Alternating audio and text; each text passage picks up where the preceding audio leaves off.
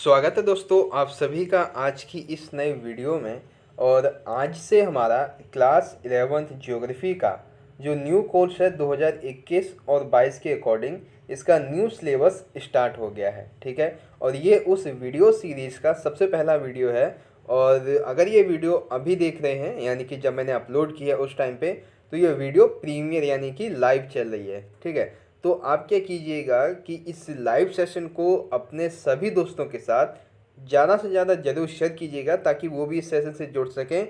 और आपकी जो वर्ल्ड की बुक है, ठीक है, वर्ल्ड वाली जो बुक है उसके फर्स्ट टर्म का चैप्टर 1 जिसका नाम है भूगोल एक विषय के रूप में, इस चैप्टर से संबंधित हम MCQ इम्पोर्टेंट क्वेश्चन आंसर करने वाले हैं आज की इस लाइव सेशन में, आज की इस वीडियो में। ठीक है, तो सबसे पहले तो इस वीडियो को, इस लाइव सेशन को अपने सभी क्लासमेट्स के साथ ज़रूर शेयर कर दीजिए। ठीक है, तो चलिए हम स्टार्ट करते हैं। स्टार्ट करने से पहले हमारे Telegram group, Instagram account, Twitter handle और फेसबुक पेज का लिंक आपको डिस्क्रिप्शन बॉक्स में मिल जाएगा वीडियो के। आप वहाँ से जाके हमें इन सोशल मीडिया के अकाउंट से फॉलो कर लीजिएगा क्योंकि यहाँ पे आपको नए नए अपडेट मिलते रहते हैं। तो चलिए आगे बढ़ते हैं। Question number first. अब देखिए, अब यहाँ पे जैसे पहला प्रश्न है कि भूगोल उत्पत्ति के बारे में कौन सा कथन सही है। ठीक है, ये तो हो गया आपका प्रश्न। अब इसके ऑप्शन हैं, पहला, उत्पत्ति जो है वो भूगोल शब्द जो है वो ग्रीक भाषा से हुई है। ठीक है, दूसरा ऑप्शन है, ये दो शब्दों जियो अर्थात पृथ्वी, ग्राफोस अर्थात वर्णन करना। ठीक है, तीसरा है, शाब्दिक अर्थ हो जाएगा इसका पृथ्वी का वर्णन करना, और उपरोक्त सभी। तो ये चार ऑप्शन मैंने आपको बता दिए। अब आपको 4 से 5 सेकंड का मैं टाइम देता हूँ। इसका जो सही आंसर है वो आप लाइव सेशन में या फिर कमेंट बॉक्स में इसका सही आंसर आप बता सकते हैं। ठीक है, तो इसका जो सही आंसर होगा वो होगा ऑप्शन 4, उपरोक्त सभी। ठीक है, आई होप समझ गए होंगे। आगे देखिए, क्वेश्चन नंबर सेकंड है, जियोग्राफी शब्द का सर्वप्रथम उपयोग किसने किया था। आपके ऑप्शन है, सॉरी देखिए यहाँ पे पूछा गया है कब किया गया था और किसने किया था। ऑप्शन फर्स्ट, 452 ईसा पूर्व रैटजेल द्वारा, 232 ईसा पूर्व एरेटोस्थनीज के द्वारा, 658 ईसा पूर्व विडाल डी ला ब्लास द्वारा, या फिर चौथा इनमें से कोई नहीं। तो आपका जो सही आंसर है वो कमेंट बॉक्स में या लाइव सेशन में आप बता सकते हैं। इसका जो सही आंसर है वो ऑप्शन सेकंड, 232 ईसा पूर्व में एरास्टोस्थेनीज यानी कि जो एक ग्रीक नामक विद्वान थे, इनके द्वारा इसका उपयोग किया गया था। और कब? 232 ईसा पूर्व। क्वेश्चन नंबर थर्ड है, रिचर्ड हॉर्सन ने भूगोल को किस प्रकार से परिभाषित किया है। पहला ऑप्शन, नवनिश्चयवाद की विचारधारा का प्रतिपादन किया है। दूसरा, मानव भूगोल भौतिक पर्यावरण और मानवीय जगत के बीच संबंधों का अध्ययन है। तीसरा, भूलक उद्देश्य यानी कि रोलक प्रदेश क्षेत्रीय मान्यताएं वर्णन व्याख्या करना है। ठीक है, अब यहाँ पे देखिए ये वाला जो दो वर्ड हैं, इन दो वर्ड का मतलब है कि मान्यताओं का वर्णन। ठीक है, मान्यताओं का वर्णन या व्याख्या करना है। ठीक है, उपरोक्त सभी। तो इसमें जो सही आंसर होगा इसका वो होगा ऑप्शन थर्ड। ठीक है, रिचर्ड हॉर्सन ने भूगोल की जो परिभाषा है वो इस तरह से दी है कि भूलक उद्देश्य यानी कि रोलक प्रदेश क्षेत्रीय मान्यताओं का वर्णन व्याख्या करना है। Question number 4। अब यहाँ पे जो आपकी किताब में 3 प्रश्न दिए गए हैं उनसे संबंधित प्रश्न है। ठीक है, पहला प्रश्न है, मतलब क्वेश्चन नंबर 4 है, क्या, कहाँ और क्यों। इन तीनों प्रश्नों ने भूगोल को किस विषय के रूप में स्थापित करने में मदद की है। ऐतिहासिक विषय, समुद्र विषय, जीव भूगोल विषय, या फिर एक वैज्ञानिक विषय। तो क्या, कहाँ और क्यों, इन तीनों प्रश्नों ने मिलकर भूगोल को एक वैज्ञानिक विषय के रूप में स्थापित करने में मदद की है। ठीक है, ऑप्शन 4 आपका सही है। बात करते हैं क्वेश्चन नंबर 5 की। कुछ प्रश्न ऐसे होते हैं जो भूतल पर पाई जाने वाली प्राकृतिक तथा सांस्कृतिक विशेषताओं के प्रतिरूप की पहचान से जुड़े होते हैं। ये किस प्रश्न का उत्तर देते हैं? क्या प्रश्न का, कहाँ प्रश्न का, कब प्रश्न का या फिर क्यों प्रश्न का? तो ये 4 प्रश्न हैं। इन चारों में से जो सही आंसर है वो इसका क्या होगा? तो इसका सही आंसर होगा ऑप्शन फर्स्ट। ये सभी जो है वो क्या प्रश्न से जुड़े होते हैं। ठीक है, अगला देखिए क्वेश्चन नंबर 6 है। कुछ ऐसे भी प्रश्न होते हैं जो पृथ्वी पर भौतिक एवं सांस्कृतिक तत्वों के वितरण से जुड़े हुए होते हैं। अब देखिए वितरण यानी कि कहाँ कहाँ पर ये फैले हुए हैं। तो ये प्रश्न किससे संबंधित होते हैं? क्यों, कहाँ, क्या या फिर कब? तो इसका आंसर मैंने आपको बता ही दिया है, कहाँ से संबंधित होते हैं। ठीक है, ऑप्शन सेकंड आपका सही है। क्वेश्चन नंबर 7 देखिए। कुछ ऐसे भी प्रश्न होते हैं जो व्याख्या अथवा तत्वों के बीच कार्य कारण इन संबंधों से जुड़े होते हैं। ये किसका उत्तर देते हैं? क्या, कहाँ, क्यों या फिर कब? तो कार्य और कारण संबंधों से जो जुड़े होते हैं वो क्यों प्रश्न का उत्तर देते हैं। ठीक है, किसका उत्तर देते हैं? क्यों प्रश्न का। आई होप समझ गए होंगे आप अभी तक के प्रश्न। अब देखिए अगला है क्वेश्चन नंबर 8। अब इसमें क्या है कि प्रश्न आपको दिए गए हैं और ऑप्शन दिए गए हैं। प्रश्न है, भूगोल जिस तरह से ऐतिहासिक घटनाओं को प्रभावित करता है उसके बारे में कथनों को पढ़ें और सही विकल्प का चयन कीजिए। ठीक है, तो पहला है कि दूरी। दूरी ने विश्व इतिहास को बदलने में एक प्रभावशाली कारक का काम किया है। दूरी से पता लगता है कि कौन सा क्षेत्र कितनी दूरी पर बसा हुआ है। दूसरा, क्षेत्रीय विस्तार। क्षेत्रीय विस्तार ने युद्ध के दौरान विशेषकर पिछली शताब्दी में अनेक देशों को सुरक्षा प्रदान की है। सही है। तीसरा है विस्तृत समुद्र। विशाल समुद्र ने एक नया विश्व प्रदान कर उसकी भूमि को युद्ध से बचाया है। तो ये क्वेश्चन नंबर 8 के 3 ऑप्शन हो गए। अब इसका जो सही विकल्प है वो अब हमें यहाँ पे चुनना है। तो देखिए सही विकल्प है ऑप्शन फर्स्ट है, पहला दूसरा सही है।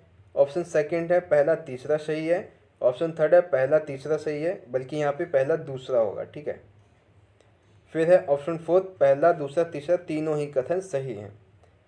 तो इसका जो सही आंसर वो है ऑप्शन फोर्थ, पहला दूसरा तीसरा, ये तीनों ही कथन आपके यहाँ पर सही हैं। ठीक है, तो भूगोल जिस तरह से ऐतिहासिक घटनाओं को प्रभावित करता है उसके बारे में ये तीनों कथन आपके सही हैं। चलिए आगे बढ़ते हैं। क्वेश्चन नंबर 9, भूगोल अध्ययन के प्रमुख उपागम कौन से हैं? पहला क्रमबद्ध उपागम, प्रादेशिक उपागम, ए और बी दोनों, या फिर समुद्र और वायु उपागम। तो भूगोल अध्ययन के प्रमुख उपागमों में क्रमबद्ध उपागम भी शामिल है और प्रादेशिक भी। तो इसका जो सही आंसर हो जाएगा ए और बी दोनों। ठीक है, तो ऑप्शन थर्ड आपका यहाँ पर सही हो जाएगा। बात करते हैं क्वेश्चन नंबर 10, क्रमबद्ध भूगोल के जन्मदाता कौन है? क्रमबद्ध भूगोल जो है इसके जन्मदाता कौन है? ऑप्शन फर्स्ट है कॉल लिटर, ऑप्शन सेकंड है अलेक्जेंडर वान हामवोल्ट, ऑप्शन थर्ड है रिचर्ड हॉटसन, या फिर इनमें से कोई नहीं। तो क्रमबद्ध भूगोल के जो जन्मदाता हैं उनका सही ऑप्शन क्या है? तो इसका सही आंसर है ऑप्शन सेकंड, जर्मन भूगोलवेत्ता अलेक्जेंडर वान हामवोल्ट को क्रमबद्ध भूगोल जो उपागम है उसका जन्मदाता कहा जाता है। ठीक है, आई होप आप समझ गए होंगे। ऐसे ही क्वेश्चन नंबर 11 है कि प्रादेशिक भूगोल के जन्मदाता किसे कहते हैं? ठीक है, आपके ऑप्शन है अलेक्जेंडर वान हामवोल्ट, रिचर्ड हॉटसन, कॉल लेटर, या फिर इनमें से कोई नहीं। तो अलेक्जेंडर वान हामवोल्ट तो उसके क्रमबद्ध के हो गए। ठीक है, रिचर्ड हॉटसन है नहीं, तो बच्चे कौन से? जर्मन भूगोलवेत्ता कॉल लेटर। तो प्रादेशिक भूगोल के जो जन्मदाता हैं वो जर्मन भूगोलवेत्ता कॉल लेटर को माना जाता है। ठीक है, आई होप बच्चों अभी तक की ये जो 11 प्रश्न मैंने आपको समझाए हैं सभी के सभी आपको समझ में आए होंगे, और अभी इसके 8 से 10 प्रश्न भी और बाकी हैं। ठीक है, तो इस लाइव सेशन को आई होप आप एंजॉय कर रहे होंगे, अच्छे से आप समझ रहे होंगे इसको। और मैं आशा करता हूँ कि आपने अभी तक इसको अपने क्लासमेट के साथ ज़्यादा से ज़्यादा ज़रूर शेयर कर दिया होगा, ताकि वो भी इससे जुड़ सकें और अच्छे से इन प्रश्नों को समझ सकें। तो चलिए आगे बढ़ते हैं अगले क्वेश्चन की तरफ। क्वेश्चन नंबर 11 तक हमारे कंप्लीट हो गए थे। बात करते हैं क्वेश्चन नंबर 12 की। अब देखिए इसमें है, प्रादेशिक भूगोल के संबंध में कौन सा कथन यहाँ पर सही है। ठीक है, प्रादेशिक भूगोल के बारे में। ऑप्शन फर्स्ट, किसी एक प्रदेश का सभी भौगोलिक तथ्यों के संदर्भ में एक इकाई के रूप में अध्ययन किया जाता है, सही है।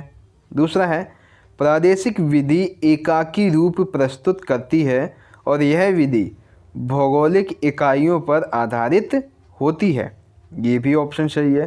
थर्ड है, यह विधि एक प्रदेश के वातावरण तथा मानव के बीच अंतर संबंधों को प्रस्तुत करती है। इस अध्ययन में प्रदेशों का सीमांकन किया जाता है, इसलिए इसे प्रादेशिकरण भी कहा जाता है।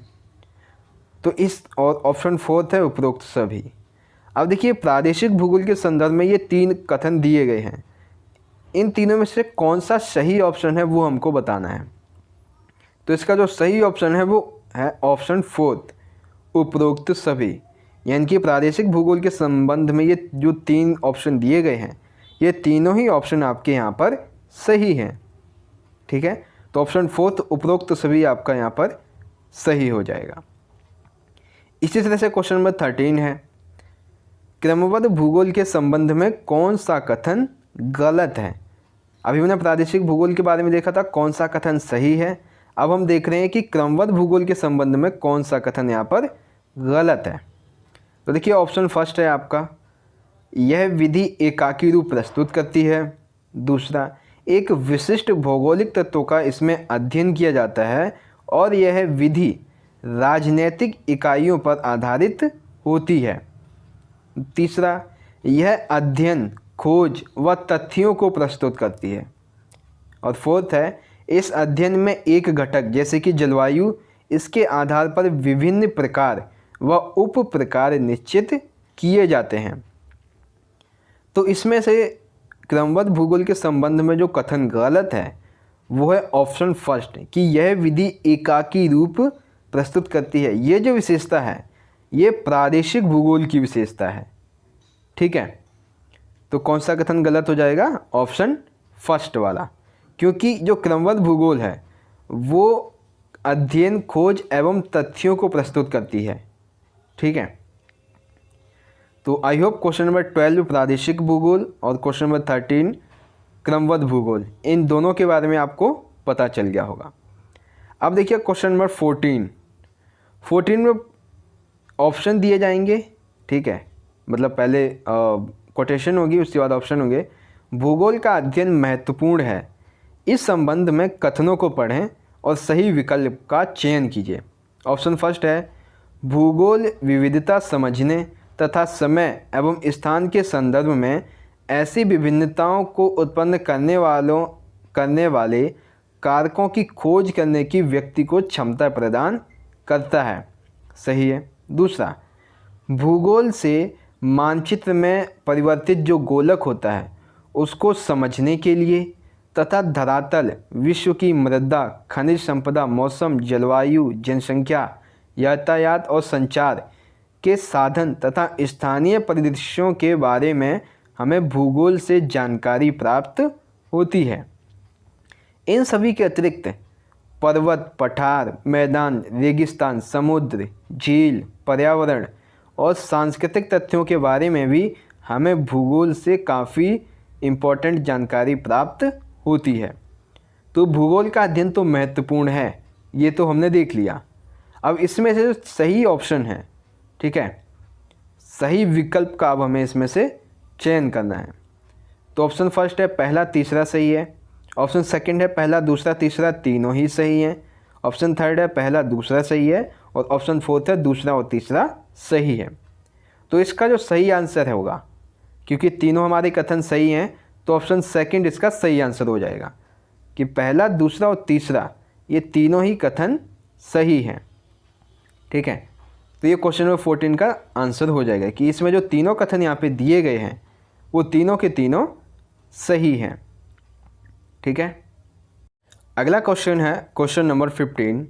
भूगोल की मुख्य शाखाएं कौन सी हैं? पहली भौतिक भूगोल, दूसरी मानव भूगोल, तीसरी ए और बी दोनों, और फोर्थ है पृथ्वी और आसमान भूगोल। तो भूगोल की जो मुख्य शाखाएं हैं वो भौतिक भूगोल यानी कि फिजिकल ज्योग्राफी, और दूसरी है मानव भूगोल यानी कि ह्यूमन ज्योग्राफी। ये दोनों ही हैं। तो इसका जो सही आंसर होगा वो होगा ऑप्शन थर्ड, ए और बी दोनों। भूगोल की जो मुख्य शाखाएं हैं वो दोनों हैं। क्वेश्चन नंबर 6 देखिए, भौतिक भूगोल की प्रमुख शाखाओं में कौन सा सही है?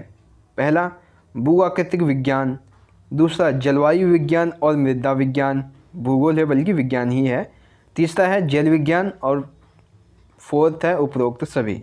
तो भौतिक भूगोल की प्रमुख शाखाओं के बारे में पहला यानी कि भूआकृतिक विज्ञान भी सही है, जलवायु विज्ञान और मृदा भूगोल भी सही है, और जल विज्ञान ये भी सही है। तो ऑप्शन फोर्थ जो होगा आपका, ये आपका सही आंसर इसका हो जाएगा। ठीक है, अगला देखिए क्वेश्चन नंबर 17 है, भूपृष्ठ पर पाए जाने वाले विभिन्न प्रकार के भू लक्षणों जैसे कि महाद्वीपों, पर्वतों, पठारों, मैदानों, नदियों, घाटियों आदि का जननिक अध्ययन है। यह अध्ययन भूगोल की किस शाखा के अंतर्गत किया जाता है? भूआकृतिक विज्ञान, जलवायु विज्ञान, मृदा भूगोल या फिर जल विज्ञान। तो भूपृष्ठ पर पाए जाने वाले इन विभिन्न लक्षणों का जो जनाकिक अध्ययन है वो भू आकृतिक विज्ञान के अंतर्गत किया जाता है। ठीक है, ऑप्शन फर्स्ट आपका सही है। इसी तरह से क्वेश्चन नंबर 18 है, महासागरों, नदियों, झीलों, हिमानियों तथा जलवाष्प द्वारा प्रकृति तथा मानव जीवन में जल की भूमिका का इसमें अध्ययन किया जाता है। तो यह अध्ययन किस शाखा के अंतर्गत किया जाता है? अब देखिए यहाँ पे दो ऑप्शन होंगे, एक जल विज्ञान है, जलवायु विज्ञान है। तो जल से संबंधित जो अध्ययन होगा वो किस में किया जाएगा? जल विज्ञान में। सिंपल सा इसका सेकंड वाला सही आंसर है। ठीक है, क्वेश्चन नंबर 19 है, प्रजातियों के निवास स्थिति क्षेत्र का वैज्ञानिक अध्ययन किया जाता है।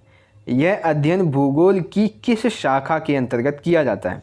पहला है वनस्पति भूगोल, दूसरा है जीव भूगोल, तीसरा है पारिस्थितिक विज्ञान, और चौथा है इनमें से कोई नहीं। तो प्रजातियों के निवास स्थान क्षेत्र स्थिति का जो वैज्ञानिक अध्ययन है वो पारिस्थितिकी विज्ञान के अंतर्गत किया जाता है। ठीक है, इनकी पारिस्थितिकी भूगोल के अंतर्गत किया जाता है। Question number option number 3। इस वीडियो का सबसे आखिरी प्रश्न है हमारा, उसके बाद ही इस वीडियो का मतलब ये जो वीडियो है वो एंड हो जाएगी, ये लाइव सेशन हमारा ख़त्म हो जाएगा। देखिए क्या है कि संपूर्ण विश्व में पर्यावरणीय प्रतिबोधन के फलस्वरूप पर्यावरणीय समस्याओं जैसे कि भूमि प्रदूषण संरक्षण की चिंता आदि का अनुभव किया गया, जिसके अध्ययन हेतु एक शाखा का विकास हुआ। यह अध्ययन किस शाखा के अंतर्गत किया जाता है? वनस्पति भूगोल, जीव भूगोल, समुद्र भूगोल या फिर पर्यावरण भूगोल। अब देखिए इसमें खुद ही बता दिया गया है कि पर्यावरणीय प्रतिबोधन, तो सिंपल सा आप समझ जाइए कि पर्यावरण से संबंधित ये प्रश्न है। तो ऑप्शन फोर्थ होगा पर्यावरण भूगोल, ये आपका यहाँ पर सही आंसर इसका हो जाएगा। ठीक है, तो आई होप समझ गए होंगे क्वेश्चन नंबर 20।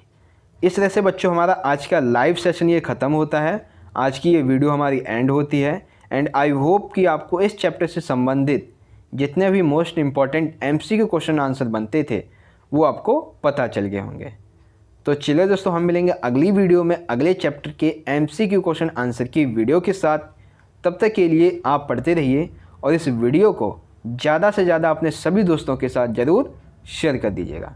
तो चलिए दोस्तों, मिलेंगे अगली वीडियो में, तब तक के लिए जय हिंद, वंदे मातरम।